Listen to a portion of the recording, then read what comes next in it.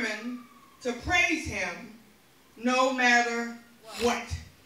And it is timely, and in this particular season, especially for Christ's institution, to have a no matter what attitude. Hallelujah.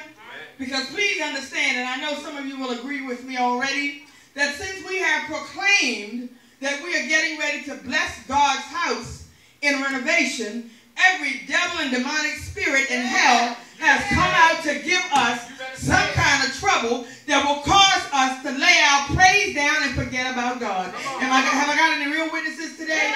Amen. Glory to God. Which is why David says here that there has to be a declaration. Something has to happen. He says, I will. Now, first of all, you got to have a will. Hallelujah. Now, please understand a little teaching here that all of us have a will. God gave us a will. We are free agents to do as we please. That's why God doesn't make us love him. We choose to love him. Amen. But the problem with it is that sometimes we let our wills get a little wacky and get out of shape. You have to understand that you must tell the devil, no matter what you do, I will. Amen. Any I will people in the house this morning? Amen. And it says, I will bless the Lord. Now, please understand, the Lord needs to be blessed. Oh, I just said something major. You better say that again. Because you all figure God is already blessed and he don't need them. But understand that God becomes intoxicated with your blessings and with your praise. And as a matter of fact, he looks for it. He bends over the balcony of heaven looking to see who's going to praise him next. And I guarantee you, he does some picking and choosing. How do I know it? Because I heard somebody say when praises go up, blessings come down. You wonder why somebody else got the blessing and you didn't? Trying to tell you that you better check your praise. Check your praise. Check your praise. Hallelujah. Glory to God. He says, I will bless the Lord at all times. His praise shall continually be in my mouth. Listen, the word continually has no end. That's right. That's right. That's right. I just said something. The word continually has no end. God bless you, minister. Has no end. Come on, say it again. Which says that, well, let me ask you, how many of y'all going through some kind of stupid, crazy, dumb trouble in your lives right about now? I mean, it just seemed like the crazy stuff came from out of nowhere. Hallelujah. Glory to God. Well, that's the best time to be continually. Amen. Hallelujah. You have to understand. See, please understand that people don't understand. We have to be in position to be continual. All right. Oh, I just said something. Folks who got it going on don't need a continual praise. Well. Why? Because they feel like it's already done. Hallelujah. Because it's in the struggle that you continue. Nobody who got it going on and money running out of their pocket and everything all right, job treating you well, home fine, brand new car. Them folk maybe sometimes don't know how to praise God because they ain't got nothing to praise God for because they feel as if it's already done. But I don't care what you say. Trials and tribulations come to make you strong. If you really want to have a good time with God, praise him in the midst of your sorrow. How many of you have been on your knees when everything was going stupid and crazy and the devil looked like he was standing right in your ear and strategizing with every demon from hell on you? That's the best time to continue to pray. Christ institution, I came to tell you very quickly this morning that you better gird your loins up right now. Because what we are facing, hallelujah, is getting ready to get ourselves in preparation for a continuous praise. Why? Because the demons of hell are going to be on us because what we're getting ready to do in this church. Prepare yourself. Turn to say, prepare yourself. You got to continue. You have to continue. Just like, how many of y'all seen those pictures on TV where you got a show come on and everything's going on that you like and all of a sudden something happened and you're waiting for the climax of the show, but the next thing you know, you see a line that says to be continued. Understand that we are in a to be continued situation right now. 7 years we fought, we struggled, we came into this place, giving God the praise and glorifying his name. Hallelujah. But right in the midst of us feeling like everything was going to be all right, the line comes across the screen and says, to be continued. Now, is that a bad line? No, it is not. Because we know at the end of the sentence, there stands God. Hallelujah.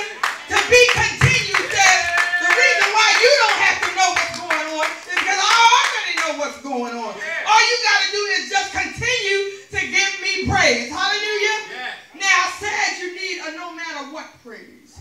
Well, the reason why you need a no matter what praise is because some of you are going to be in a situation now that we've decided to accept God's challenge to rebuild and to do this church. Some of you are going to be in a situation where you're saying, what in the world is going on? Anybody ever been in a situation where stuff is so stupid that you're saying, what in the world is going on? The minute you get out of one trouble, here come another trouble. You back up off of that trouble, here come another trouble. And trouble is messing around with you on every leaning side. I came to tell somebody this morning that that's the time to let God know that no matter what the situation is, no matter how bad it gets, no matter how it looks, no matter how they talk about me, no matter how they scandalize my name, even when the bills are due, and it feels like I'm got to lose my mind, that's when you say to God, no matter what, I'm still going to give you praise. Hallelujah. That's right. Hey, God. At the very moment that there's peace, and you figure everything's all right, but that's the time. Hallelujah. Anybody ever been in a peaceful situation and look like all of a sudden that's when the devil creeps up and out of nowhere, here comes every kind of thing that could cause trouble. Husband don't act right, children don't act right, friends don't act right, people talk about you, scandalize your name. I got news for you. Whenever that happens, you are in position, glory to God, to be set up for a blessing. Come on. So your job is not to stop praising at that moment. That is the time when you are supposed to praise God like you crazy. Somebody might say, well, what you got to praise God for? The lights are out. You ain't got no money. The food is short and everything. What have you got to praise God for? I can tell you why. Because verse 2 says, I got a soul.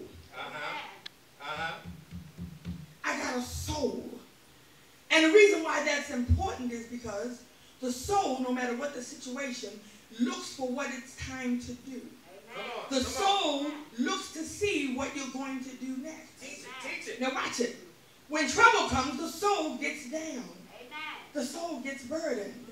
And you start to wonder. So the soul says, well, I desire to do what you want me to do. So what is it that you're telling me to do?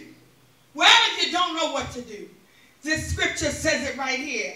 Tell your soul, so you will make a boast in the Lord. Hallelujah. Well, what is a boast? Y'all know what a boast is. Y'all ever seen people that think they got it going on and all they talk about is who they are and what they got and what they can do and all of that? That's a boast. Hallelujah. I got it like that. Chest out standing. Amen. Glory to God. Well, see, that's what you're supposed to do when trouble comes. Hallelujah. You're not supposed to cow down and lay down and roll on the floor. You're supposed to know who God is and stand up and let your soul stand in front of you and tell the devil, no matter what's going on, my soul's going to still boast. That's called swag. I like that. I like that. My soul is going to have swag. That's right. Whether you like it or not, I'm still going to bless God. Throw something else, devil. I'm still. Anybody ever been in a case where you said, throw something else, devil, I'm still going to praise him? You better go ahead. Take all my friends and scandalize my name. I'm still going to give God praise. Bring the drug addict in my house and my loved one and let him be messed up. I'm still going to give God praise. Hallelujah. Glory to God. I don't care what you do, devil, because I got a no matter what praise. No matter what you do, no matter what you say, no matter what demon from hell come, I'm going to step on your neck and still give God praise no matter what.